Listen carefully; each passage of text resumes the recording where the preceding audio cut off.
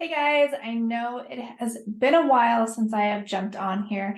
Things have been very busy at Posh Operations, which is great. It just, takes away some of my time to jump on here and engage with you guys. So I'm trying to really put a focus on that right now. Um, we are going to be starting a quick 4-part series on delegation. And this is something I see a lot in my work as a fractional director of operations, but also when I have VAs that I have trained who come to me and it's something people understand the importance of, but they don't know how to do it well. So we're just going to create probably about 4 videos here, super short and to the point. I know you guys are busy, but I do want to go over some things that you can start taking action on today. So today we're just going to do a quick introduction delegation. Now, what does it mean to delegate? And most likely you know this, but if you're a business owner, in the very beginning, you are doing everything, right? You wear all of the hats. But in order for your business to scale and grow, you have to bring on a team. And in order for that team to have work to do, you're going to have to delegate tasks. Now, when you get to that point, sometimes you're like, I don't even know what to let go of.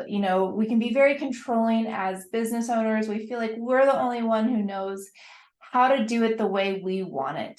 And so there is definitely some mindset work you have to do here, but I'm going to kind of break it down into the actionable step side of things, and we can talk about mindset later.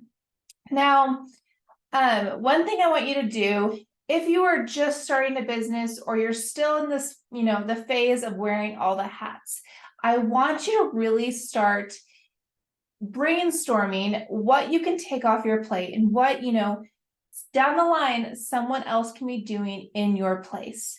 Now, there's a few different ways to do this. So you can have a brainstorming doc. You can take just a Google Doc and start listing out everything that you do, regardless if you think someone can take it on or not. I just want you to make an entire list. Now, what you're going to want to do is you make this entire list. 2 days later, go back and look at that list and consider, what have you done the last 2 days? Add anything that you've done that is not on your list. And you're just going to keep repeating this every couple of days.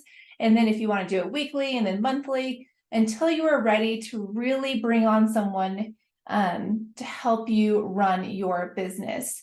Now, this brainstorming doc can be overwhelming at first. So some ideas to help you organize it. You could organize it by department, by skill set. It just kind of depends on how your business is structured. So, if you're doing marketing tasks, you could have like a marketing brainstorming doc for delegation, or maybe it's finance or customer support, whatever it is.